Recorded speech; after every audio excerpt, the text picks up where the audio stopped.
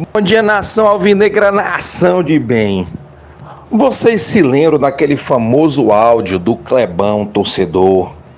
Clebão, que é advogado e corretor de imóveis, reclamando no dia que o doentinho chegou em Fortaleza, até reclamando comigo que ele não estava levando jogador para beber cachaça, e cada um era dono da sua vida, não sei o que, não sei o que. Aí ele diz no áudio assim: eu estava levando ele para ver uns imóveis, certo? Por que o Clebão tinha que fazer daquele jeito? Depois até conversou comigo, porque ele não conseguia adentrar em casa de Alencar Pinto. E por que ele não conseguia entrar dentro de casa de Alencar Pinto para levar os atletas para vender um imóvel, alugar um imóvel?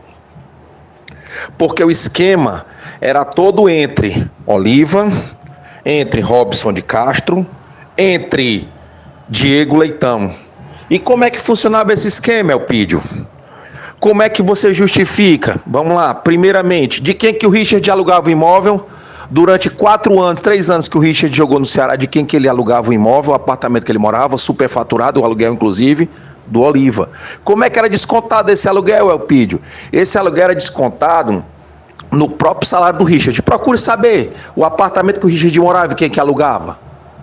Só lembrando, o estatuto do clube impede qualquer relação comercial. Vocês estão entendendo que o estatuto está sendo rasgado. O estatuto só não pode ser rasgado por voto do sócio-torcedor. Mas eu vou lhe mostrar aqui o nível da falcatrua que se tornou o Ceará Sporting Clube. Aqui que o Richard pagava ao Oliva. E como é que era o pagamento? Descontado do próprio salário. O aluguel era R$3.000, R$4.000. O Richard pagava o dobro, porque era descontado o salário. A mesma coisa acontecia na venda dos imóveis. E sempre o corretor era o mesmo, Diego Leitão. Vou continuar aqui para vocês entenderem.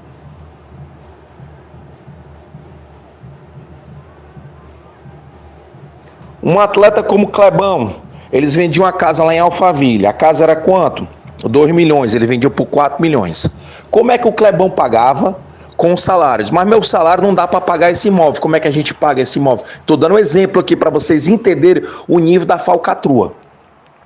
Como é que eu vou pagar esse imóvel? Não, a gente prolonga o vínculo do contrato e a gente aumenta o valor do contrato. Vocês estão entendendo porque o salário de Bachola, Wesley, Giovani, Buiú, os jogadores do Madeira, sempre eram aumentados, e como é que se dava o esquema? E por que que a maioria deles tem imóveis no Ceará? Alphaville, apartamentos na beira-mar. Como é que funcionava o esquema agora? E por que é que por exemplo, o Clebão tem contrato com o Ceará até dezembro de 2025? Por que que se justifica essa esculhambação? Um atleta que está afastado por doping. Vocês estão entendendo agora por que que essa caixa preta ela não pode ser aberta? Por que que eles não querem abrir a caixa preta? E eu vou mais além. Por que é que eles não querem abrir a caixa preta das obras?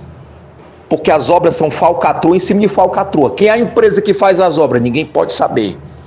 E como é que eram as obras? Construir um puxadinho. Aí quanto era o puxadinho? 3 milhões, 4 milhões. Todos os anos o Ceará gastava 12, já chegou a gastar 22 milhões em obras. Fazia um puxadinho. No outro ano ele derrubava o puxadinho e fazia uma praça. Por isso que é injustificável uma garagem. Compraram o ônibus e o valor da garagem custou mais caro que o ônibus. Inacreditável um negócio desse. Uma garagem lá em casa de Alencar Pinto com ferro retorcido e uns flandes custou mais de 1,5 milhão. Vocês estão entendendo agora o porquê da falcatrua? Por que eles não querem abrir essas informações de quem faz as obras? Por que ninguém pode saber quem fez as obras em mais de uma década de casa de Alencar Pinto? Porque nós estamos falando de um esquema que foi represado, que foi roubado mais de 100 milhões de reais só em obras. Que se cada ano era mais de 10 milhões. No dia que chegou o dinheiro do pagamento da transmissora, que era 60 milhões, vocês se lembram que o Pedro Mapurunga foi passar lá para saber se ia manter o dinheiro das obras? Que eram 10 milhões, não tinha dinheiro para contratação, mas 10 milhões das obras foi mantido. Por quê? Porque era a forma do dinheiro ser roubado. Vocês estão entendendo por que esse clube está quebrado? E como é que o esquema se perpetrou durante anos? Vocês entendem agora porque Bachola, Cachaça, Wesley, Giovani, Lacerda e esses perebentos a mais tiveram vínculo prolongado? Só lembrando, Vina acaba de assinar com o Grêmio, viu? O Ceará fez uma proposta por Vina, o salário do Vina era 450 mil, O Ceará fez uma proposta de 150 mil agora pro Vina vir voltar pro Ceará. Vina não volta pro Ceará, porque o Ceará não tem condições de pagar o Vina. A pergunta que eu lhe faço, eu faço para essa quadrilha que se apoderou do clube: como é que vocês vão pagar o atrasado de agosto, setembro, outubro, novembro, dezembro de 2022, janeiro e fevereiro de 2023, 7 meses de salário atrasado? Quero saber como é que vocês vão pagar o atleta. Ou vocês vão esperar que o atleta faça um acordo com vocês liberam ele pro Grêmio, em troca dele perdoar a dívida. Vai ser assim? Sempre assim, na base do esquema dentro do Ceará? Porque toda a situação do clube hoje é eivada de fraude, é eivada de falcatrua. Por que vocês não podem divulgar quem faz essas obras, hein? O que é que tem de tão grave nessas obras? A ação superfaturada. E é sempre a mesma empresa, né? Nação Alvinegra, vocês acordem, estão tomando o clube de assalto. E eu estou dando um esquema aí de locação, de venda de imóveis dentro do próprio contrato do atleta.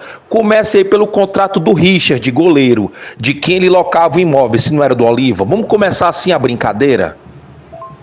E só para refrescar a memória, esse Diego Leitão tinha livre acesso a Carlos de Alencar Pinto, viu? Ele tinha livre acesso a Carlos de Alencar Pinto. Inclusive, ele viajava com a delegação.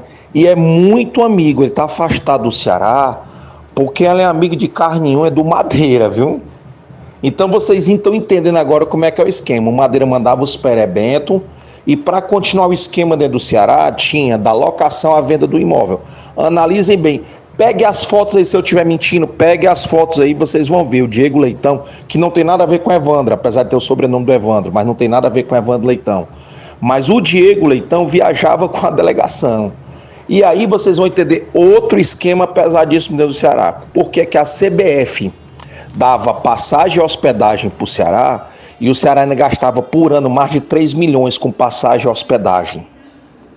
Como é que se justifica isso? Será que era por causa dos conselheiros que voltam para a manutenção dessa esculhambação dentro do clube? Ou é a piscina dos poderosos? Enquanto o Ceará levava chibata lá no Rio de Janeiro, os caras estavam tudo brincando, tudo curtindo dentro de uma piscina em plena segunda-feira, no Hotel 5 Estrelas. É por isso, será? Então, meu povo, vocês acordem. Acordem. Porque o Ceará está sendo tomado de assalto. Foi tomado de assalto. Por mais de uma década, roubaram, vilipendiaram o clube. E não se esqueçam, a fraude vai dos camarotes, dos ingressos, a velha farra das cortesias, até os bares de PV e Castelão. Nunca me canso de dizer, com um ano de bar, o Fortaleza reformou todo o CT e a categoria de base. Há 10 anos o bar do Ceará está na mão do Veridiano, o bar e as festas. Só quem sabe fazer festa no Ceará é o Veridiano. Não se esqueça da feijoada da arrancada. O Ceará faturava 3 milhões e 600 e só tinha de lucro 300 mil reais. Era sempre assim.